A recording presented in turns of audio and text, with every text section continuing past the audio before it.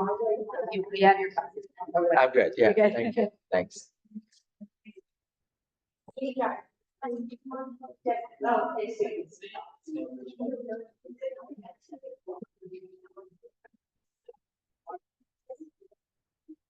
No,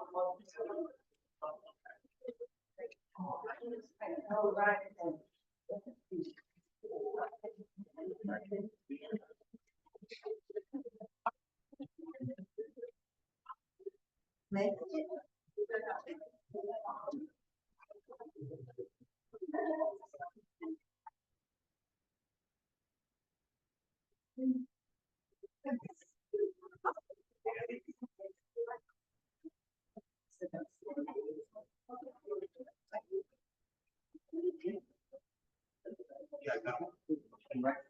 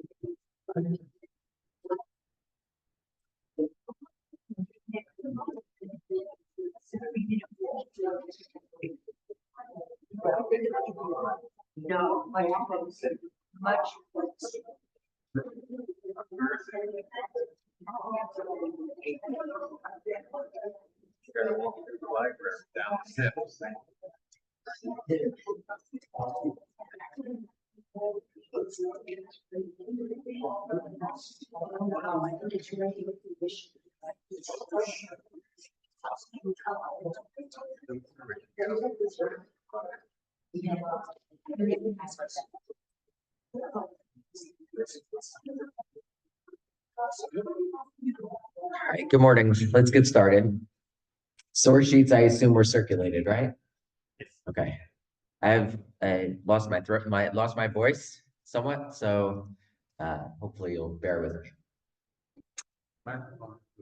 Good. The microphone is good. All right. So let's recap what we saw last week and set the stage for what I want to talk about this morning. What we discussed last week was the basis for Antiochus's edict. So that is the edict that leads to Chanukah, basically the rationale behind Antiochus's persecutions, the reason that he chooses to outlaw the observance of Torah. What we suggested last week is that Antiochus's edict was not a function of anti-Semitism, wasn't a religious crusade on his part. Rather, it was an outgrowth of certain political circumstances that led him to persecute the Jews, led him to outlaw the observance of Torah rather than it being a religious crusade. So that really was our discussion of the background. What I want to talk about this morning, and my talk is entitled More Than Oil, Chanukah and the Rededication of the Temple, is what happens at the other end. Namely, once the Jews have overcome the Seleucid dynasty, and this takes place over the course of 3 years, so that if the persecutions begin in the year 167, they end in the year 164, so that Chanukah, the story of Chanukah takes place in the year 164 BCE. So the question is, what exactly are we celebrating? What are we commemorating? What exactly is the event that is worthy of commemoration when it comes to the holiday of Chanukah? Okay, so we know that the classic answer, of course, is the one that's given in the first source at the top of page 1, and that is the story of the miracle of the oils. Let's just read this. This is from the Gemara in Shabbos. My Chanukah, the Tana Rabbana, the Chafe, the Kislev, Yome de Chanukah, Tzmanya, Yome de Chanukah Tzmanya, Inun Dalal Mispaid Bahom, Udalal Yitanon Bahom. Okay, so as we'll see, this is a quotation from the rabbinic text known as Megillat Ta'anit. Megillat Ta'anit, I'll introduce in a couple of minutes.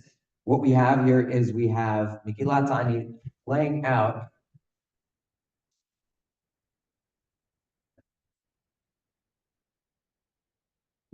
the fact that the 8 days of Chanukah it's forbidden to fast, and we don't deliver eulogies on those days. Okay, we'll talk a little bit more about what that is in a couple of minutes. Okay, so that's the context. Now the Gemara goes on and explains why it is that we celebrate 8 days, why exactly it is that these are happy days, such that we wouldn't fast or eulogize on them. Shenichnesu Yivanim lahechal, timu kol hashmanim shebayich. וכשגברה מלכות בית חשמונאי וניצחום, בדקו ולא מצאו אלא פח אחד של שמן, שהיה מונח בחותמו של כהן גדול. So the Greeks, and again, remember, we talked last time about how these aren't Greeks coming from Greece. These are the Syrian Greeks. So that is Antiochus IV, who's, he's the fourth, going back to Antiochus I, the son of Seleucus, the founder of the Seleucid dynasties. We're talking about 170 years, basically, after Alexander the Great. Those are the Yevanim that we're talking about. So the Yevanim enter the Beit HaMikdash. They render impure all of the oil that was used in the lighting of the menorah in the Beit HaMikdash. When the Hasmoneans, so that is basically the 5 brothers, the 5 Hashmonaim, who were inspired by their father Matityahu, when they overcame the Seleucid dynasty in the year 164 and they retake the Beit HaMikdash, they were only able to find 1 jug's worth of oil, which had on it the seal of the Kohen Gadol, indicating that it was pure. It was only enough to light one for 1 day.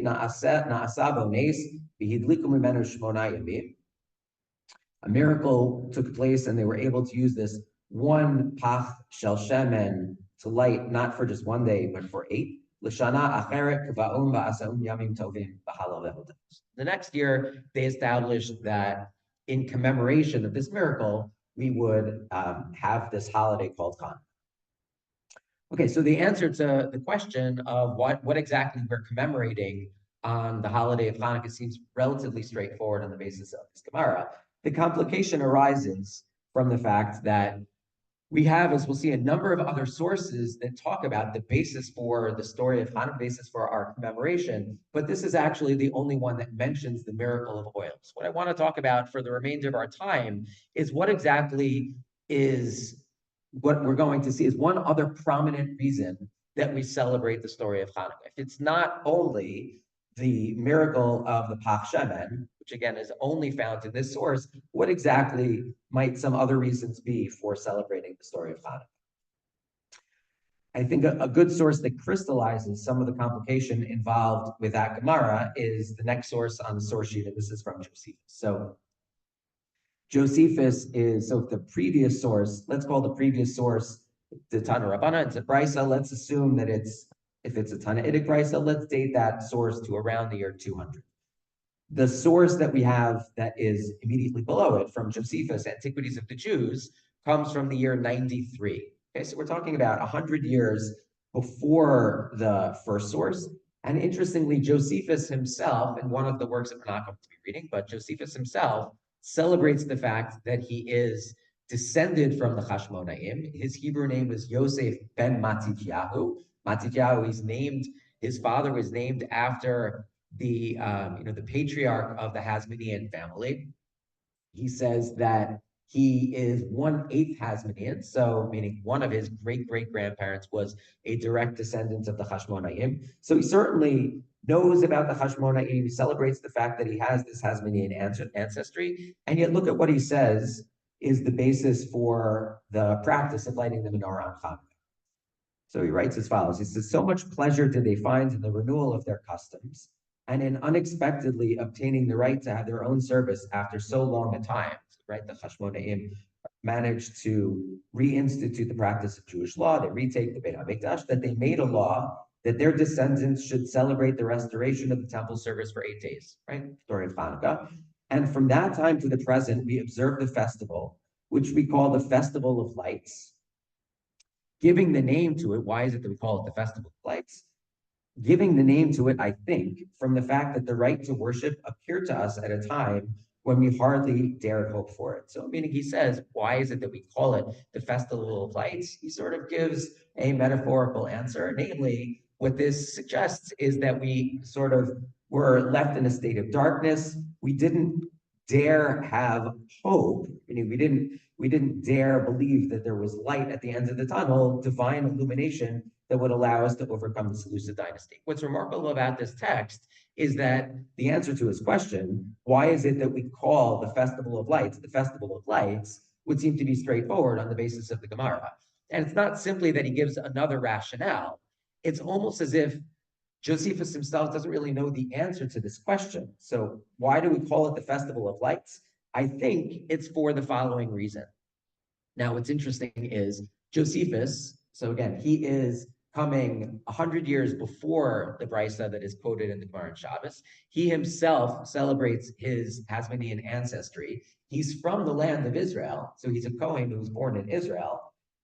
And yet he gives an answer that he is speculating about. And this answer actually is not found in any other source as well. So this is not any sort of conclusive explanation. Josephus himself seems not to know why he's celebrating the story of Hanukkah. He knows that the story of Hanukkah commemorates the victory of the Hashmonaim over the Seleucid dynasty, but why exactly do we celebrate it for 8 days? And why exactly do we light a menorah? And what does this have to do with lights? Would seem to be a straightforward question based on the Gemara and Shabbos that Josephus doesn't seem to know. And that, I think, illustrates very well the fact that there are other possible rationales for why it is that we are commemorating the story of Hanukkah. Okay, so we're not going to be pursuing Josephus's explanation. As I said, that's as much of an outlier as is the Gemara and Shabbos. Instead, what I want to do is I want to offer one alternative line of explanation that we're going to see is offered in a number of sources, including in the Megillat Ta'anit that we began with, that's quoted in the Gemara and Shabbos. We're going to see that this explanation is found in Megillat Ta'anit, in the books of Maccabees, and is even alluded to in the Gemara itself, in a number of rabbinic sources. What I want to work toward is trying to flesh out what this other explanation is and why it is that Chazal, why the rabbis in the Gemara and Shabbos chose not to offer this explanation, when, as we'll see, they very well knew that this explanation existed. Okay, so in order to set the stage, I need to say a little bit about what this text called Megillat Ta'anit is. Megillat Ta'anit is a text that is probably the oldest text in our possession from the corpus of rabbinic literature. So the Mishnah is dated, Mishnah, which is traditionally regarded as the oldest text in the rabbinic corpus, is dated to around the year 200 CE. A text that is known as Megillat Ta'anit is probably at least 100 years earlier than that. So Megillat Ta'anit basically records a list of about 35 dates. And on these dates, it was forbidden to fast. These were regarded as holidays. And so therefore, on any holiday commemorating some fortunate event, it was forbidden to fast. And Megillat Ta'anit also says that on some of these days, it was also forbidden to eulogize the dead. These 35 days are all events that took place during the time of the Second Temple period. Most of them, about 2/3 of them, took place during the 2nd and 1st centuries BCE. So that is during the time of the Hashmonaim. And they actually are celebrating events that took place during the time of the Hashmonaim. Really, there are a couple of examples that precede the time of the Hashmonaim. Most importantly is the story of Purim. And actually, the only 2 dates that we continue to commemorate from Megillat Ta'anit are Purim and Chanukah. Otherwise, we don't actually commemorate any of the other 30-something dates that are found in the text. The text is very cryptic. It doesn't really tell us what exactly happened on those days. And so the example of Hanukkah is a good example. The example of Hanukkah simply says, on the 25th of Kislev, we observe 8 days of Hanukkah, and on these 8 days, it's forbidden to fast or to eulogize. We don't actually know what took place on the days of Hanukkah. And so for that, we're reliant on the Gemara answering that question. But that's typical of these 30-something dates in Megillat Ta'anit. We're actually not given any sort of explanation. Megillat Ta'anit, so one important difference between any other work in rabbinic literature and this one is that this work probably originates in the Second Temple period. Second difference between this work and, let's say, the Mishnah is almost exclusively, with very, very few exceptions, in Hebrew. Megillat Ta'anit is entirely in Aramaic. So that's difference number two. There is actually a Gemara on Megillat Ta'anit, and that's actually what we have in the Gemara in Shabbos. The Gemara in Shabbos that we looked at quotes Megillat Ta'anit, that first Aramaic line. What follows it in Hebrew is basically the Gemara on Megillat Ta'anit. Now, the Gemara on Megillat Ta'anit is known as the scholium to Megillat Ta'anit. It's generally how it gets referred to, and it's an interesting reversal of the relationship between the Mishnah and the Gemara. The Mishnah is the text that is in Hebrew. The Gemara, both the Talmud Bavli and the Talmud Yerushalmi, is largely, not exclusively, but largely Aramaic. And here we actually have the reverse. We have an Aramaic base text with the commentary formulated in Hebrew. Now, there are two primary traditions as to what took place on the dates in Megillat Ta'anit. Dates in Megillat Ta'anit are just basically calendaric dates. What exactly took place on these dates? There are two primary textual traditions that delineate what took place on those days. Those two primary traditions we're going to refer to as O and P.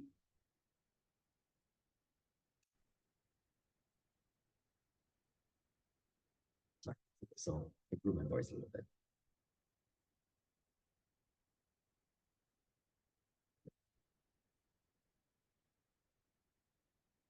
So these two textual traditions are known as O and P. The reason that they're known as O and P is because one textual tradition is best represented by a manuscript that was found in Oxford.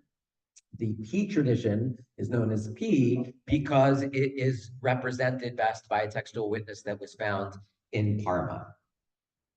Now, what we're going to be looking at is we're going to be looking at the O scholium, so that is the O explanation, the tradition found in this Oxford manuscript for what took place on the story of Chanukah.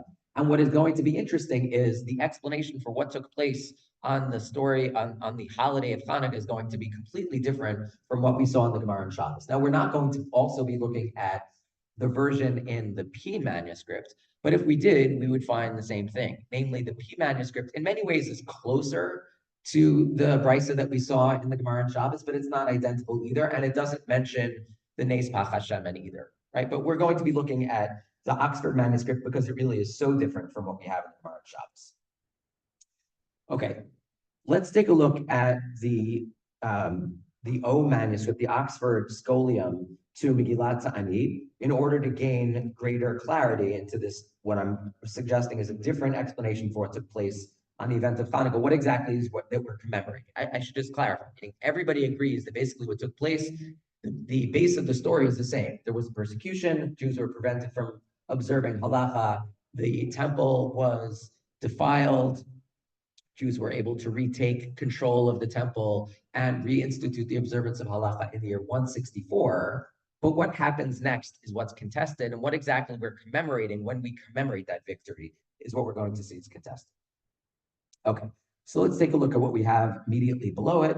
I'm going to be reading from the Hebrew. Feel free to follow along in the English. You'll see when we get up to the third paragraph, some of the Hebrew got a little bit mixed up. So I'll try to correct for some of the mistakes in the Hebrew here. Okay, that's the core text of Megillat Ta'anit, the Aramaic, that simply says, 25th of Kislev, days of Chanukah, we don't fast or deliver eulogies. The reason it doesn't say that we don't fast is because all of the days in Megillat Ta'anit are days in which we don't fast. That's why it's called Megillat Ta'anit, fasting. Here it just says we don't eulogize because that's not true of every holiday. Okay, so what we have then is the scholium, that is the explanation for the story of Chanukah. Bayamim harishonim, Chanukah Moshe, zot Chanukah hamizbeach. So initially, there was a Chanukah, and we're going to translate Chanukah basically as dedication. There was a dedication of the Mizbeach, dedication of the altar in the Mishkan during the time of Moshe. Mishlomo va'elach, Chanukah Moshe va'chanukato. From the time of Shlomo forward, there was a second dedication of the Mizbeach. That was the dedication of the Beit HaMikdash.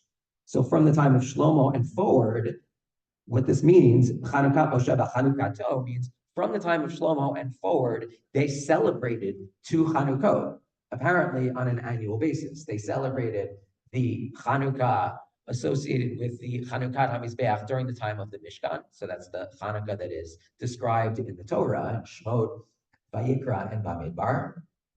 And from the time of Shlomo forward, they also celebrated the new Hanukkah, the Hanukkah associated with the first Beit HaMikdash.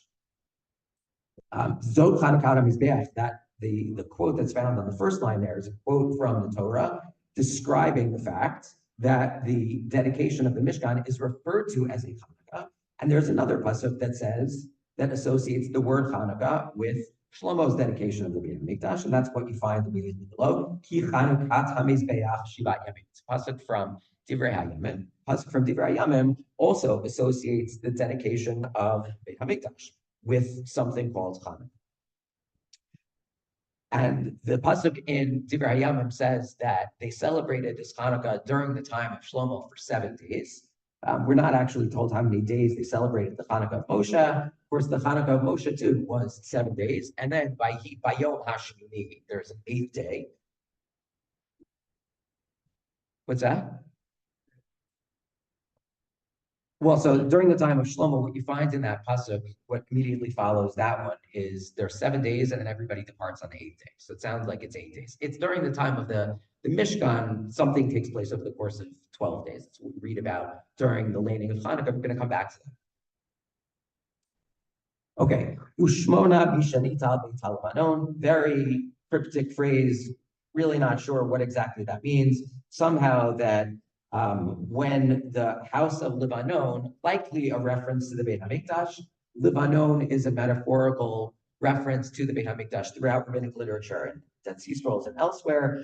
For 8 days, when the Beit HaLebanon was taken, they celebrated it for 8 days. Could it be a reference to the fact that, could this be a reference to Chanukah, namely when the Beit HaMikdash was taken by Antiochus, they then celebrated for 8 days? That's one possibility. In any case, that's not what's important for our purposes. What's important for our purposes is that the story of Hanukkah is being associated with the two historical Chanukkot that preceded it, the dedication of the Mishkan during the time of Moshe and the dedication of the Beit HaMikdash during the time of Shlomo. How does that fit with the story of Hanukkah? Text goes on, Chanukah Beit Hashmonai L'Dorah.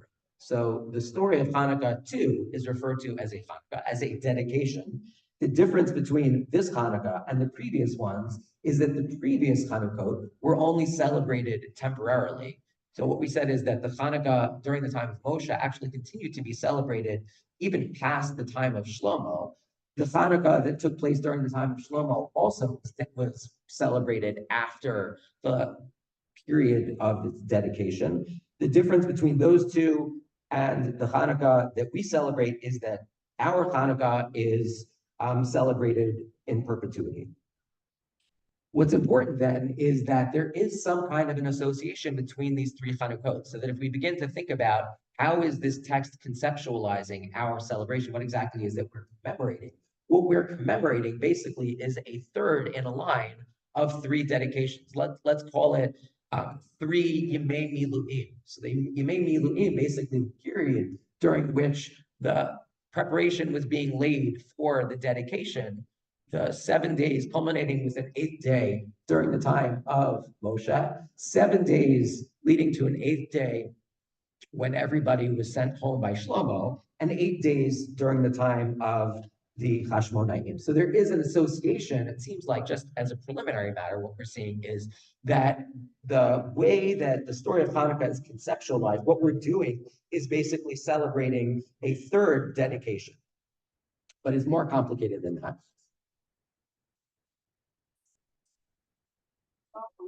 Right. So the question was, were the previous 2 Hanukkot celebrated? Did they have anything to do with Kislev? The answer is no. So it's not the dates that, right? So it's not the dates that are important. The story of Moshe that takes place during Pasach. Story of Shlomo takes place during Sukkot, and right now we're talking about Kislev. So it's not so much the time of year as much as it is the event itself. Now, what's important is that actually the books of Maccabees are going to associate Sukkot with the story of Hanukkah. The books of Maccabees are actually going to refer, we're not going to read this inside, but they actually do refer to Hanukkah basically as the 8 days of Sukkot. Now, why would that be? Because that seems to be another indication that what's happening is an association between the earlier dedication, let's say during the time of Shlomo, and the rededication of the Mizbeach during the time of the Chashmonaim. Okay, but Megillat Ta'anit is not done there. Megillat Ta'anit is not saying that we celebrate the event of Hanukkah simply because it's a rededication. The Megillat Ta'anit now is going to have two more questions. Why is it that this dedication is celebrated in perpetuity, and why is it celebrated for 8 days? The association between those earlier two Hanukkah and this one is not enough of an explanation. So why is it that we have an 8-day celebration in perpetuity? So that's what the Megillat Ta'anit continues. Why is it that this is celebrated in perpetuity?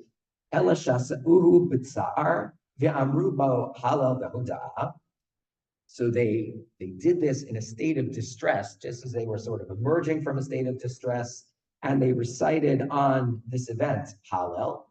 And they lit the candles in the state of Tahara. Gets get obscured. When I typed it out, somehow the lines got mixed up.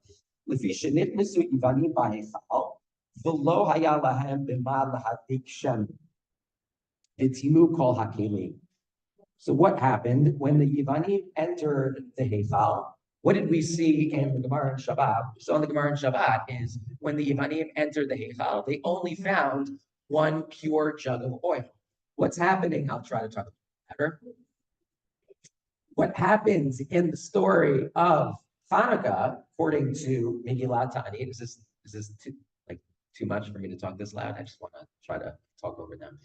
What happens in the story of Chanukah, according to Megillat Ta'anit, is not the discovery of one jug of pure oil. It's the fact that they could not find a pure menorah in which to light the shemen. That's what this text means when it says when the Yevanim entered it and when the Jews re-entered, lo haya lahem bima lahadlik shem. There's nothing in which to light the candles, in which to light the oil. There wasn't anything wrong with the oil. The problem was there was no pure menorah. Meaning what the Greeks had done is they basically had contaminated the timu kol hakelim. All of the kelim, including the menorah, had been rendered impure.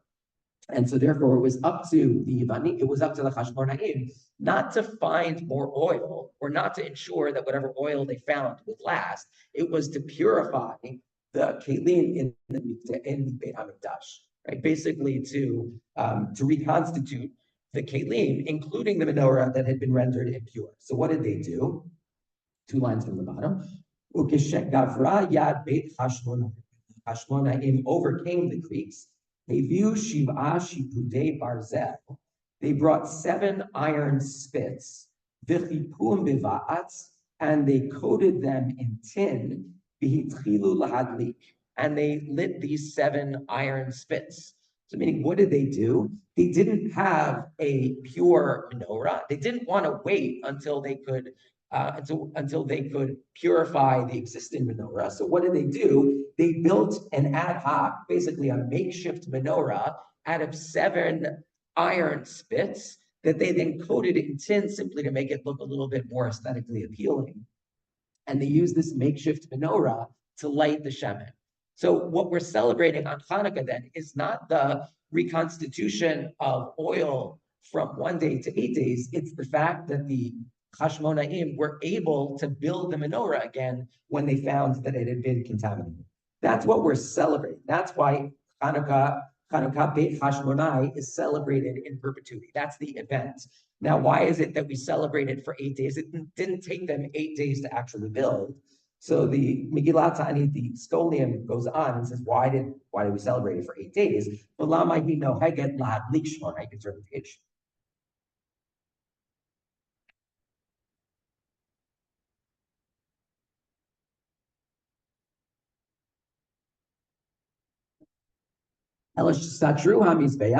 Uvan uhu, v'chol shivat hayamim hayu mitaknim biklei sharet. So why do we celebrate for 8 days? Why do we light the menorah for 8 days? It's because it took 8 days for them not to rebuild the menorah. Right? It's nothing to do with the menorah. It's the fact that they also found that the Mizbeach itself was in sort of a state of demolition. So, or it was in an impure state, right?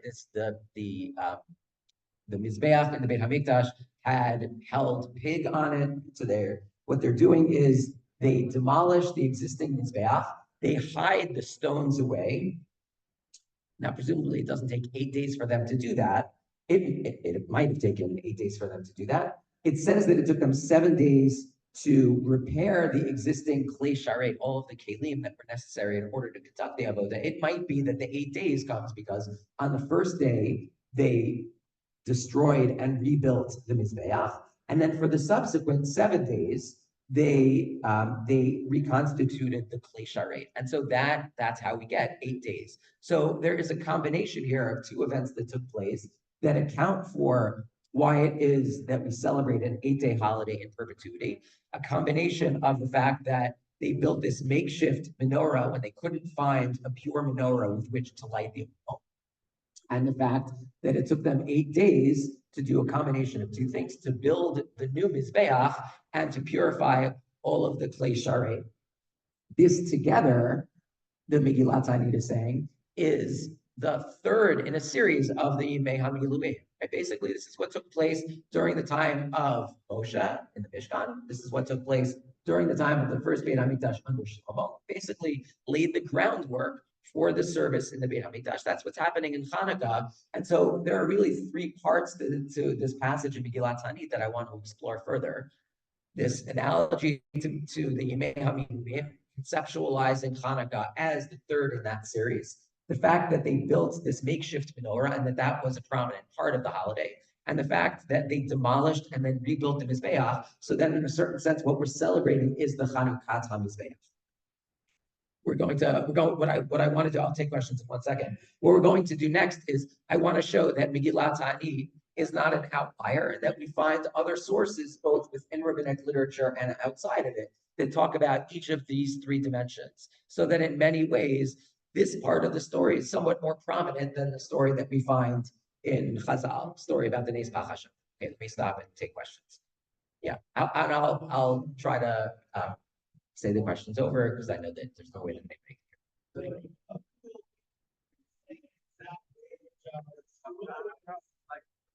Right, exactly. So presumably the reason that the Klei Sharet requires 7 days is because, like a person being purified needs 7 days, right? You have the Haza'ah on the 3rd day and the 7th day. Presumably that's why it's 7 days. Yeah.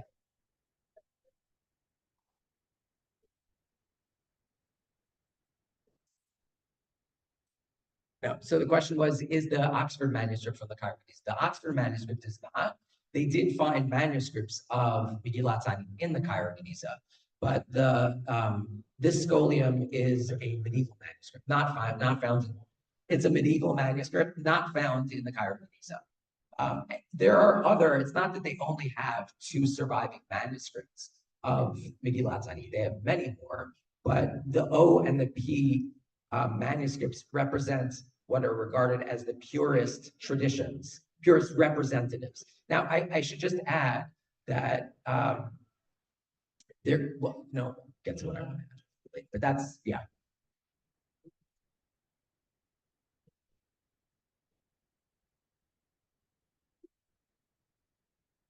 Question was, how does this explain why it was celebrated in perpetuity? So I'm not sure. I'm not sure why it is that what's so remarkable about this. So I'm not sure. That's a very good question. Not sure. Yeah, but good question. Yeah.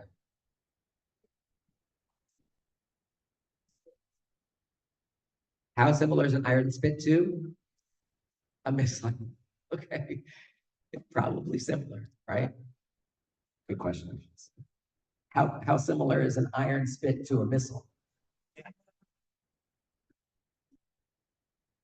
You see, I collect Judaica. You actually see you see menorahs that were that were built out of IDF bullets, so that not recent ones, but you have, you have menorot that were, that have been constructed at those kinds of things. What's that?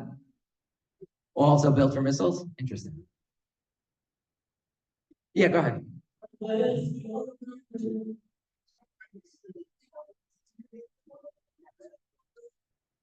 Mikilatani or the Scholium. We don't know. Scholarship talks about this as a Pharisaic text. There's no reason for associating it with the Pharisees. The only reason for associating with the Pharisees really is because it often gets quoted in the Gemara. And so therefore, if it gets quoted in the Gemara, it must be that it goes back to the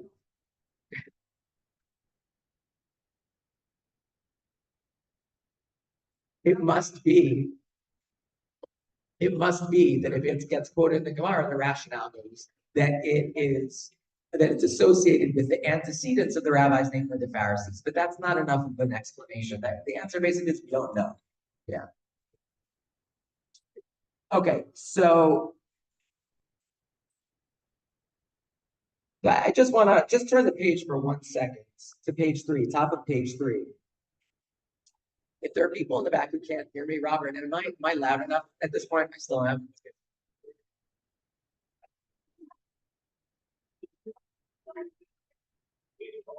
Okay, so what you see on top, what I said before is that the O and P, the O and P traditions still represent. Are we best off? So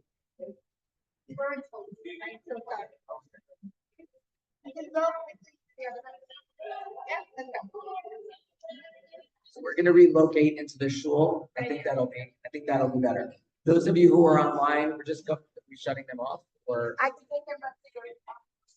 Okay, fine. Hang on online. There is a Chanukah Masiba taking place in the adjacent room, so we're just relocating. So just hang on. We'll get started again. And I'm reserving these 3 minutes later, by the way.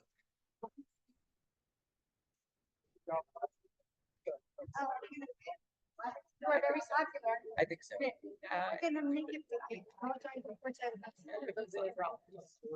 I was on with Leia, like what? Yeah, I think it's Okay.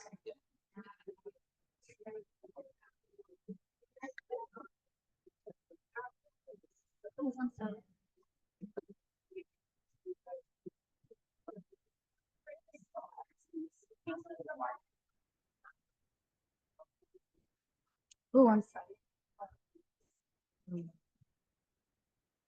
Chairs also.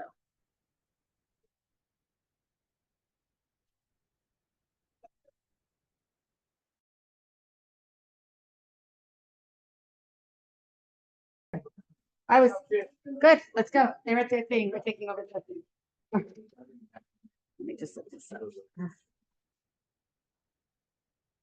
Because everybody okay with the steps? Please be careful of these steps to hold on. Hold on to the, or do you want to hold on? Careful.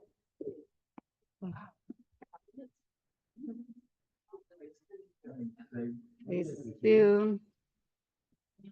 Thank you. I'm sorry. Here, or should I put it center further up, you think? Okay. Where would you like? I'll move back. Yeah. Or the center over there? I can put you back. What's more comfortable? Yeah, why don't we? Okay. Perfect. Okay. Yeah. For your flexibility. Yeah.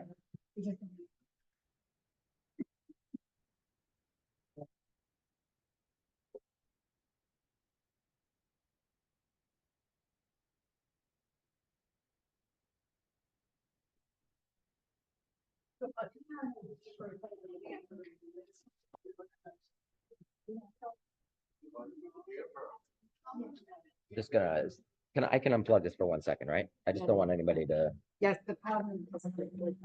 Okay. Yeah, I'll plug it back in once I do this. I just don't want anybody to skip. I've had this problem in here before. I'm not sure that there is now. Okay, the Zoom goes. No, we can, does this reach? You know, I think I have. Oh, there must be an, yeah.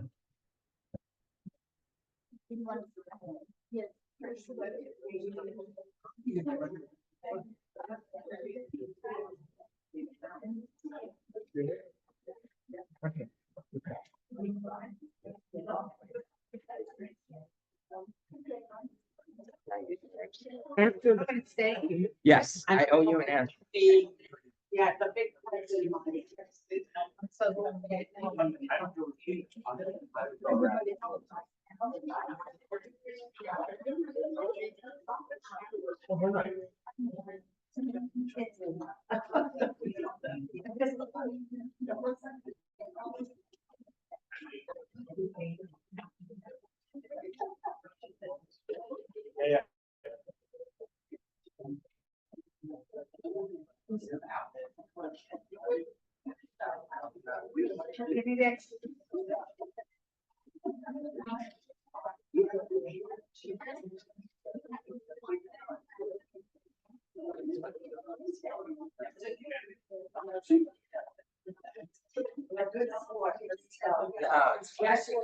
You have to adapt.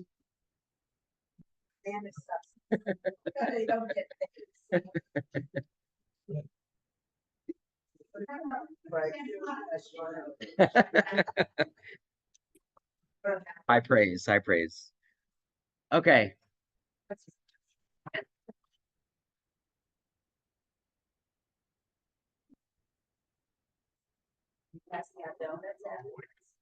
Does it reach? Oh, no. Okay, no microphone. Okay. Okay, so this is going to be a challenge. I should be okay, but I think. All right. Is there a mincha minyan following this? Whatever. Is there? Last week there was. Is there a mincha minyan following this? Does it have to be a 12? I can go over a little bit. Is that okay? I can go over just a little bit? Okay, fine. Okay, fine, great. Okay. Okay, I'm not gonna go over a lot. I just want to make sure I have a little flexibility. Yeah. Oh, there's a wire over there, so just be careful. Yeah. Okay. Okay. Okay, so top of page 3. Top of page 3. What you have here is a comparison between two versions of the O Scholium, right? The Oxford text that I said we've been reading until now. What you have on the left is a version of the Oxford Scholium that actually was sort of affected by the text from the Gemara and Shabbos that we started with. And what happens over the course of transmission is what were more pure textual traditions end up being sort of contaminated when people who are familiar with the Gemara and Shabbos interpolate that text into the middle of the O text. Because the text that we read poses a problem. People who are familiar with the Gemara and Shabbos can't imagine that there is another text that provides a different explanation for the story of Hanukkah. How could you have a text that doesn't have the Nes Pach HaShemen in it? So over the course of time, that text comes into contact with somebody who alters it in the direction of the Gemara and Shabbos. What you have on the right is basically the text that we looked at until now, which is the more pure tradition. Now, it happens to be this more pure tradition is not actually found in the O manuscript itself. It's found in a citation of the O manuscript from the medieval work called Or Zarua. Or Zarua by Rabbi Yitzchak of Vienna. Rabbi Yitzchak of Vienna quotes his teacher, Rabbi Yehuda Sir Leon, who himself quotes the Megillat Ta'anit. It's the Megillat Ta'anit that approximates very closely the rest of the O manuscript. And so historians assume that what's happened here is that the Or Zarua, quoting his teacher, had access to the actual pure O tradition, and that the version on the left was contaminated by somebody who was bothered by what we've seen. Right? It's important to understand there's a tension there, and that tension is visible just in terms of the transmission history of this one text. Okay, let's turn back to page 2.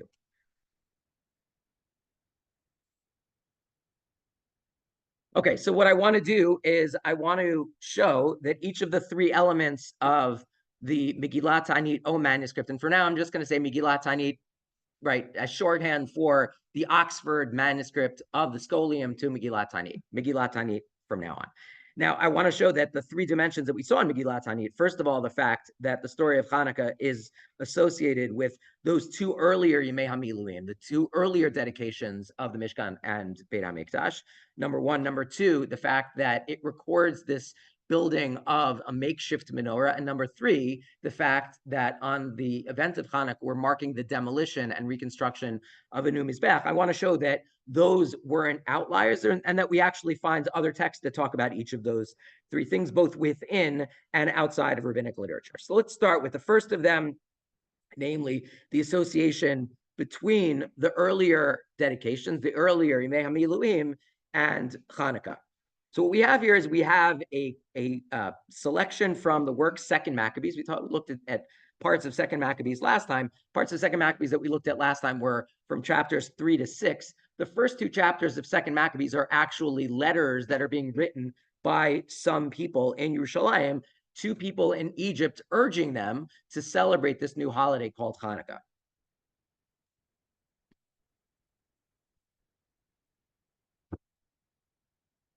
Microphone? No? Okay. Okay. This passage reads as follows.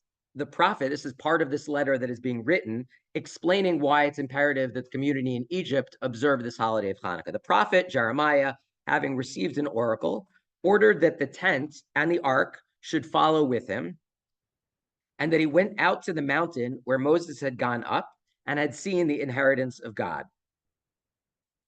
Okay, so this is Yirmiyahu following the destruction of the first Beit HaMikdash. Yirmiyahu goes, in verse 5, he finds a cave dwelling, and he brought there the tent and the ark and the altar of incense. So he takes with him the Mishkan, the Aron, and the Mizbach HaKetoret, the Mizbach HaZahav. Then he sealed up the entrance. So he basically hides away forever those three things, Mishkan, Aron, Mizbach HaZahav.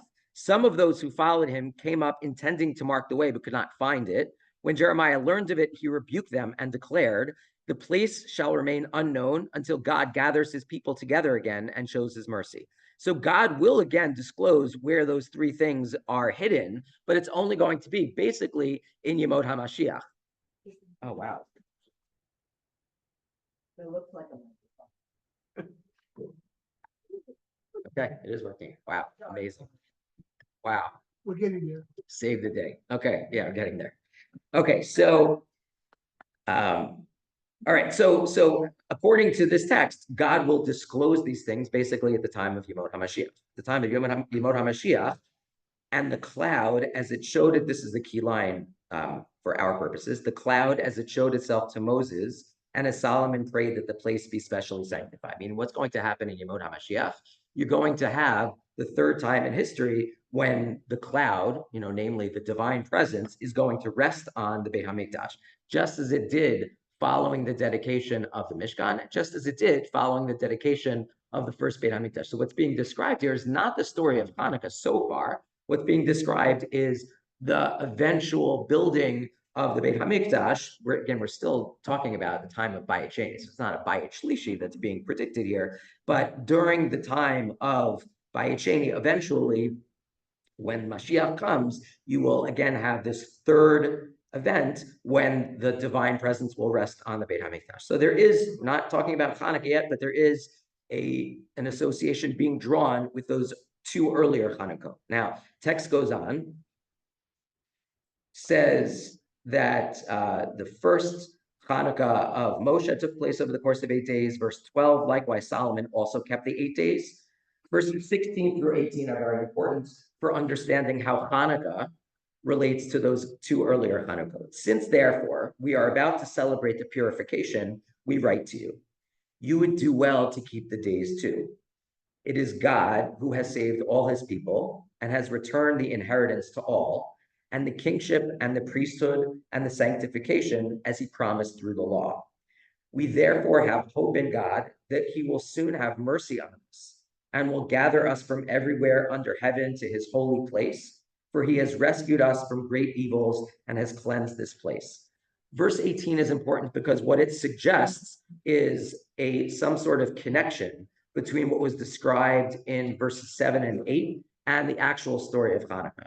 Remember, verses 7 and 8 said that eventually, when God gathers his people again and shows his mercy, you will have the divine presence resting on the Beit HaMikdash as it did during the times of Moshe and Shlomo. Look at what's being described in 18. God will have mercy on us. Again, that's the language from verse 7. God will gather us from everywhere. That's also in verse 7. He will soon have mercy on us, meaning soon you're going to have Yemot HaMashiach. What Hanukkah basically constitutes, according to this verse, is kind of the beginning. It's the Atchalta de Geula. It's the beginning of the Messianic process.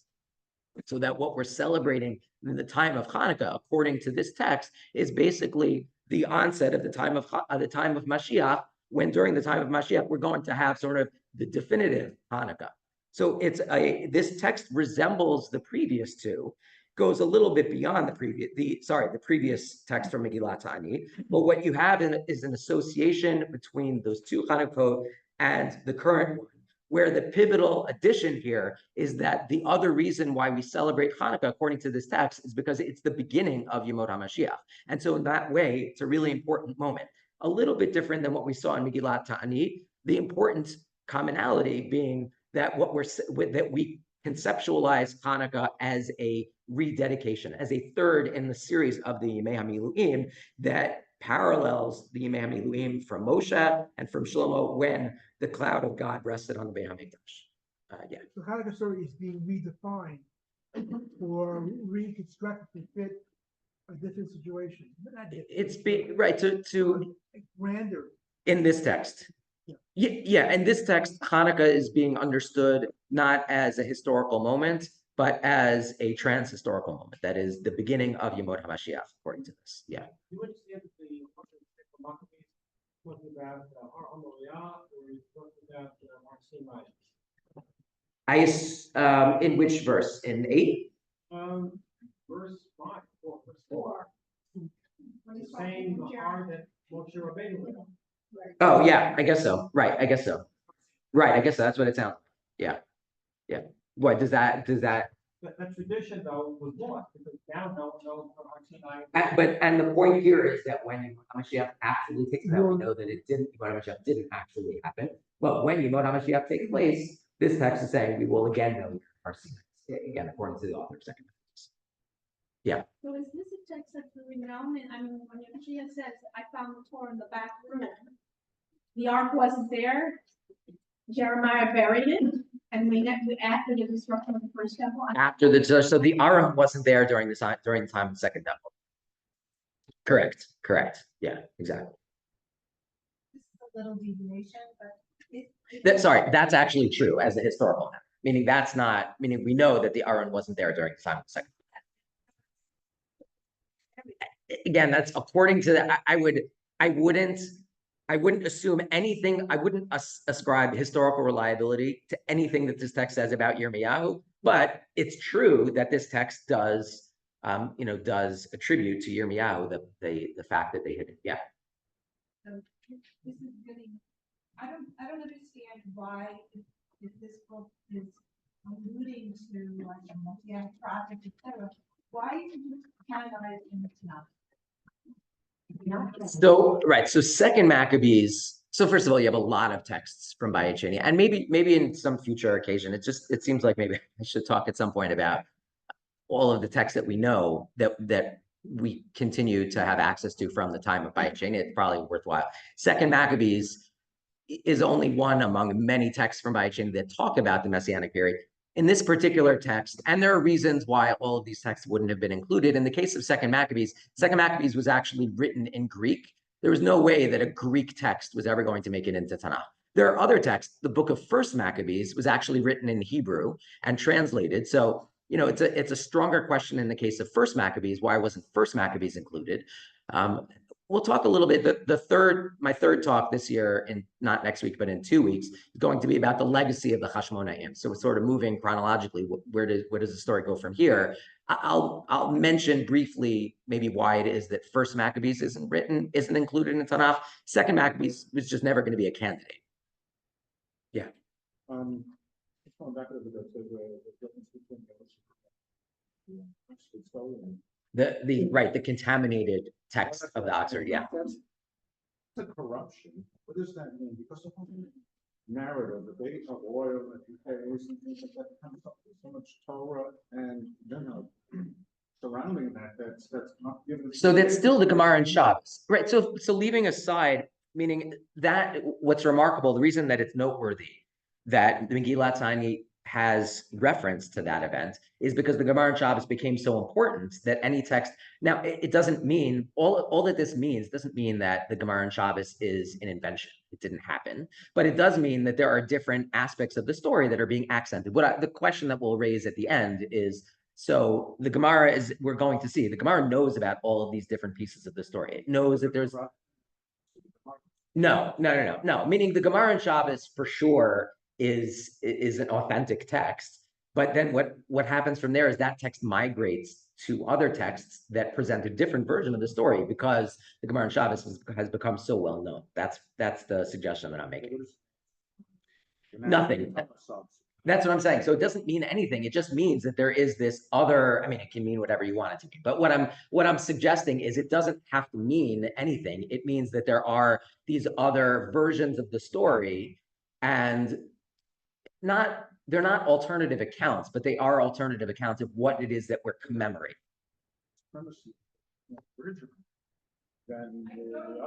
So it's not more, so it's important to emphasize, right.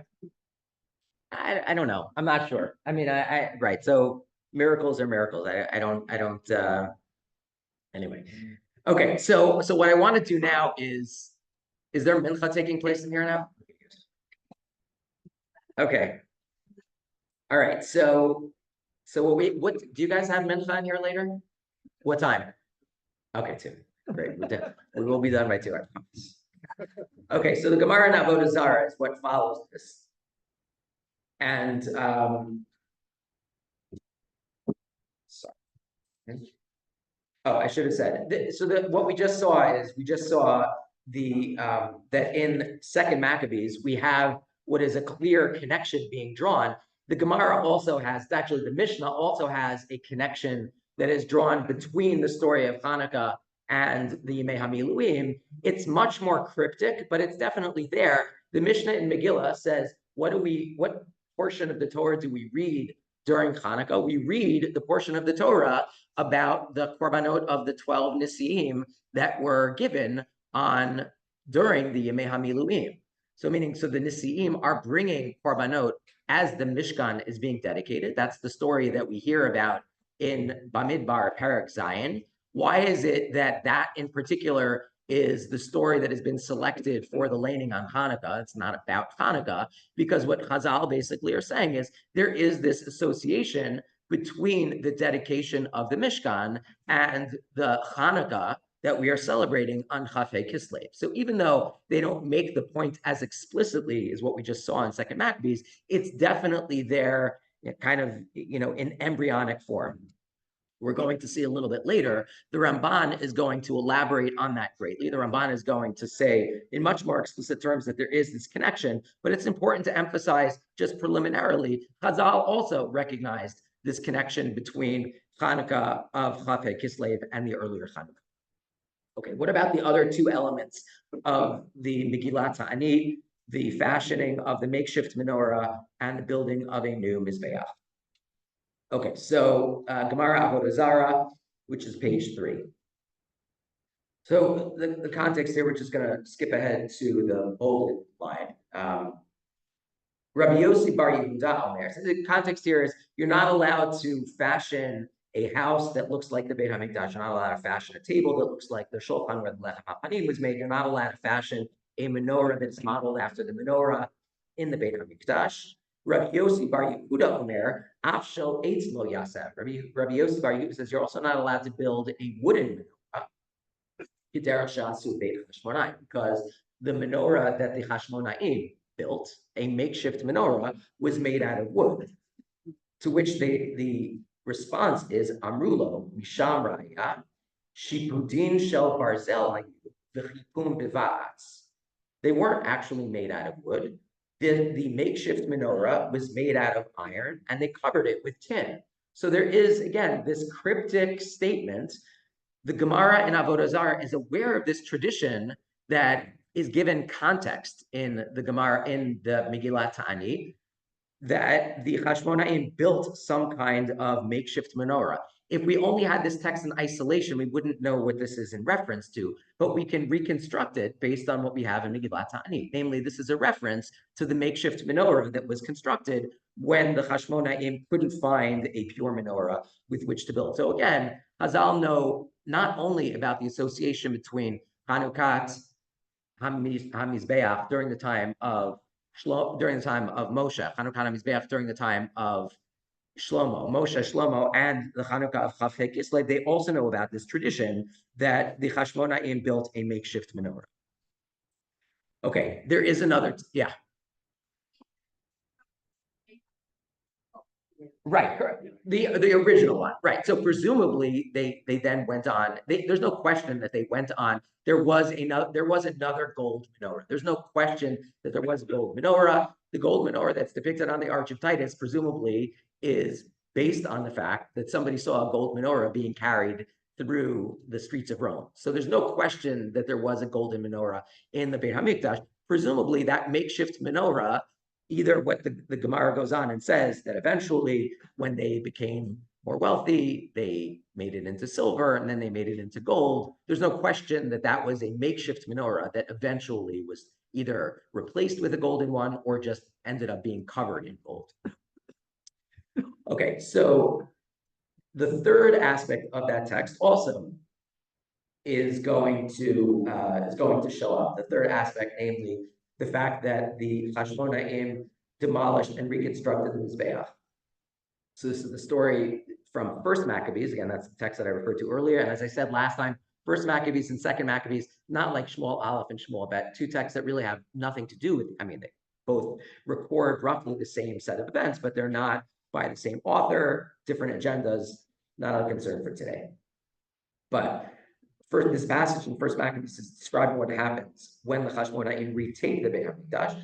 They took counsel concerning the altar of whole burnt offerings, so that is the Mizbeach HaChitzon, which had been defiled, as to what they should do with it. What are they supposed to do with this Mizbeach? And there fell to them a good counsel to tear it down so that it would not become a reproach to them, because the nation defiled it. And they tore down the altar and put away the stones in the mount of the house in a suitable place until a prophet would come to give an answer concerning these things.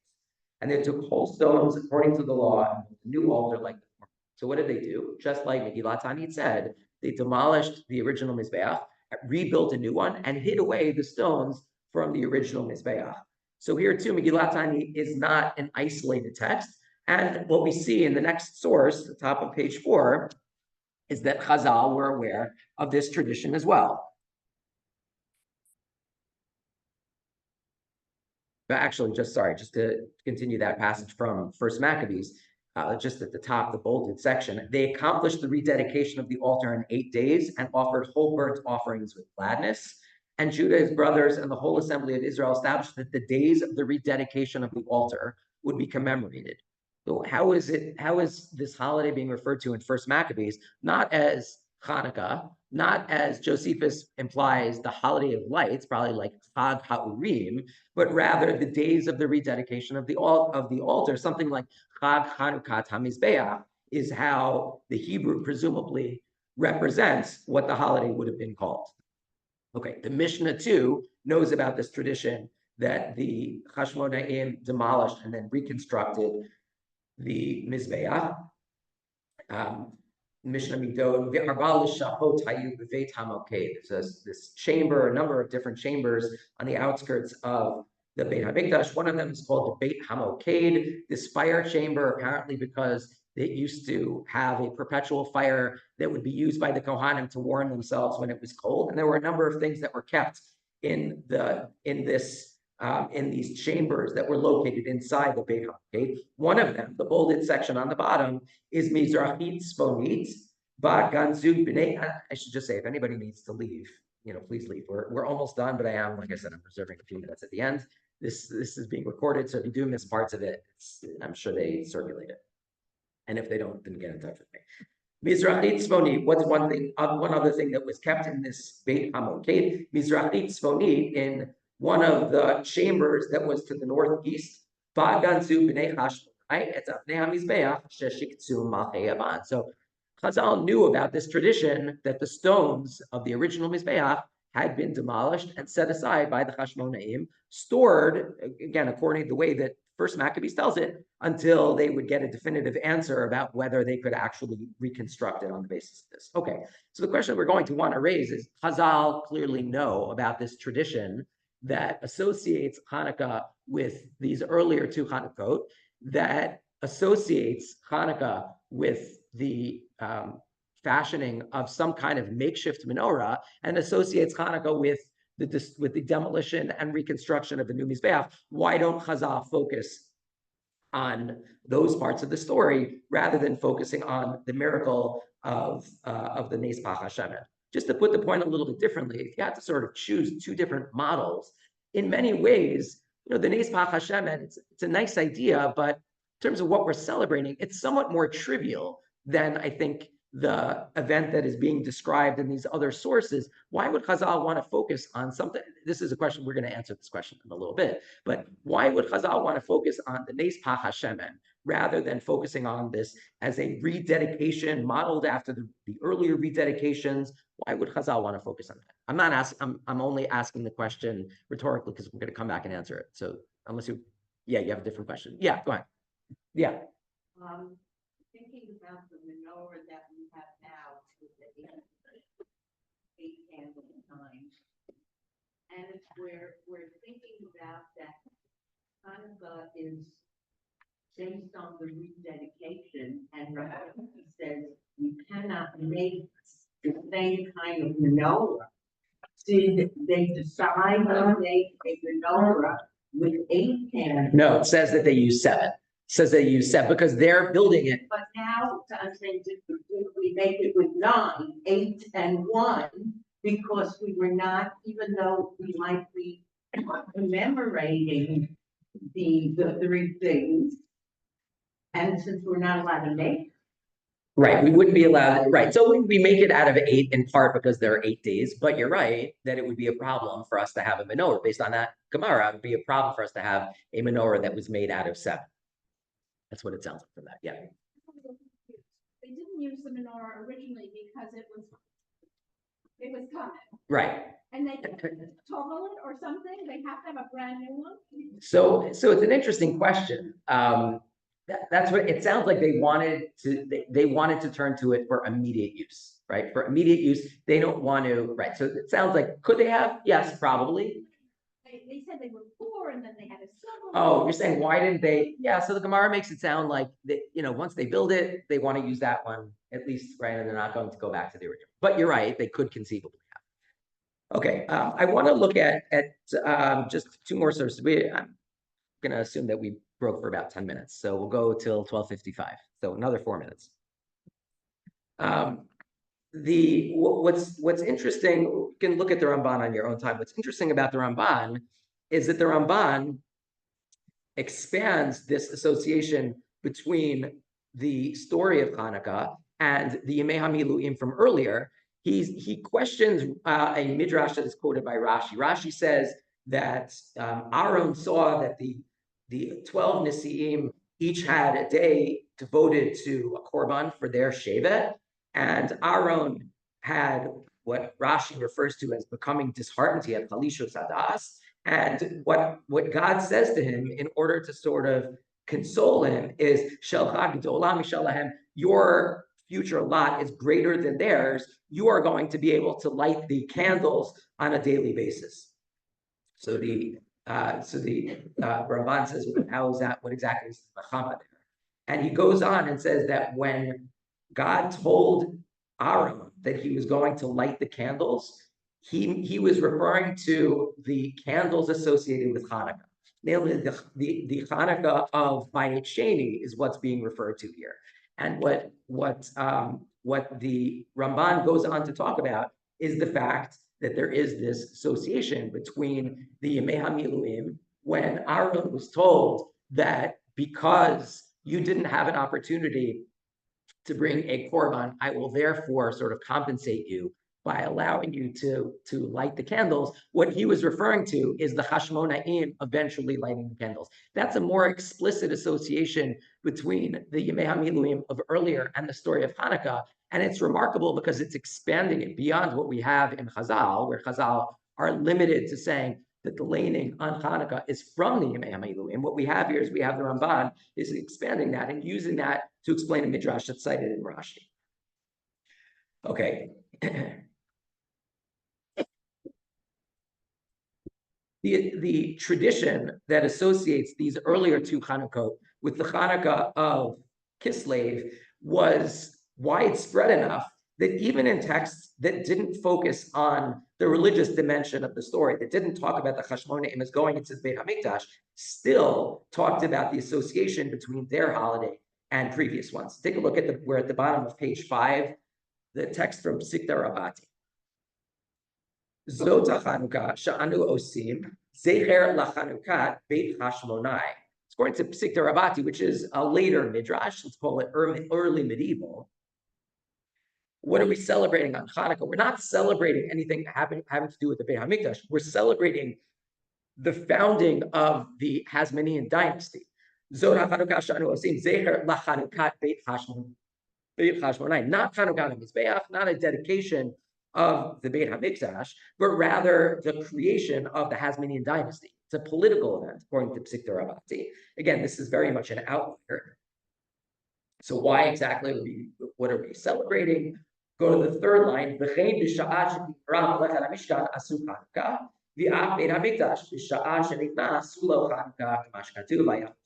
So even a text such as this one, which doesn't focus on the dedication of anything in the Beit HaMikdash, and rather focuses on the creation of a political entity, still associates the creation of that political entity with the earlier two Chanukkot that are actually associated with the Beit HaMikdash. So meaning all the texts that we've been looking at until now that associate the Miluim of Moshe and the Miluim of Shlomo with the Chanukah of Kislev all say that the common denominator is that in each of those three cases, we have the dedication of something having to do with the Beit HaMikdash. But that association between the earlier Yemei HaMiluim and Chanukah of Kislev became so deeply rooted that even a text that doesn't talk about the dedication of anything in the Beit HaMikdash, but rather talks about the creation of a political entity, is still going to associate this Chanukah with those other two Chanukkot, which really deepens the question of why exactly it is that Chazal and the Gemara and Shabbos, when talking about the basis for the story of Hanukkah,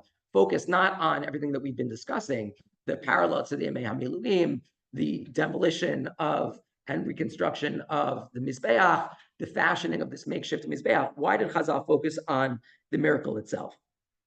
So I think that one suggestion, Rav Rimon in his book on Hanukkah gives what I think is a very nice explanation for a slightly different version of my question, which is why it is that Chazal chose to focus on that miracle rather than the military victory. If you look in Al Hanisim, which is the last text on the source sheet, we're not going to look at it inside. The prayer of Al Hanisim actually only refers to the military victory. There's no reference in Al Hanisim to the Neis Bach Hashemen. So Rabbi Rimon asks, why then is it that if Al Hanisim commemorates the military victory, when Chazal had an opportunity to describe the basis for the holiday, they instead chose to talk about this religious miracle that took place in the context of the Beit HaMikdash? What he suggests is what Chazal were trying to amplify is the fact that we shouldn't overlook God's role in this event. Namely, if you were to only focus on the military victory, you might bypass the fact that this was attributable to God. This is not just a victory that the Hashmonaim won because they were more powerful, because they were more focused, because they were more motivated. This is because God was on their side. How do Chazal manage to emphasize the fact that what took place on Hanukkah was divinely aided? It's by focusing not so much on part of the story that we would maybe describe as a nes nistar, sort of a hidden miracle. Rather, they focus on the part of the story that is a nes nigla, an explicit, right, unquestionable, unambiguous miracle. And it's because what Chazal are trying to do is to highlight the divine role in the story, and not just the fact that there was a military victory. Not because they're not What's that? Purim is just the opposite.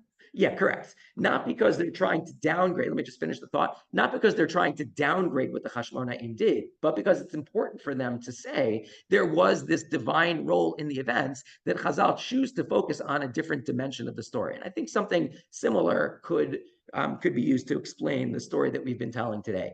Chazal knew about this alternative account, as we saw. They include pieces of it, hints of it, and all of these different spots within rabbinic literature, but they instead bypass it, focusing instead on the Nes Pach HaShemen in order to say this other version of the account overlooks the role that God played. And because we want to ensure that people don't overlook the divine role, that we're going to focus on, again, what in a certain sense you could regard as sort of a more trivial aspect, but in another sense is a more uplifting, right, more religiously significant dimension to the story. I think just to sort of contemporize a little bit what we've been seeing today, I think what the time that we're living through in many ways is sort of a fourth Hanukkah, right? The events that have taken place since the time of October 7th, there are many ways in which we can characterize the events that we're living through as sort of the parallel to that ancient context. You have the enemies who rise up on October 7th, want to destroy us, want to destroy our way of life. Tzahal, maybe with odds against them in various ways, odds against them in accomplishing what they have against Hamas in Gaza, against Iran, against Lebanon. There were so many people that doubted our ability to accomplish what we have. And yet, as we stand here, 15, 16 months later, what Tzahal have accomplished is really remarkable. We shouldn't overlook the role that God played in these events. Meaning to look at all of this as a nes nistar, that what Tzahal have managed to do is simply, remarkable because Tzahal is so powerful and they have the brightest minds, etc. God is, we have to see the divine role in all of this, right? I don't mean that everything that happened is sort of, but Tzahal's response, what we've managed to accomplish over the last 16 months, I think parallels the story that we're seeing. And if what Chazal did was they wanted to bring to the surface the role that God played, I think we also can't lose sight of how fortunate we are that we have God aiding us in the sort of fourth Hanukkah. So with this, I'm going to log off. I'm not going anywhere, but I am going to just log off. And anybody who wants to go can go. I'll stick around. Happy to answer questions. Wait, hold on. Let me just start here and then maybe. Okay. Yeah. Did not want to emphasize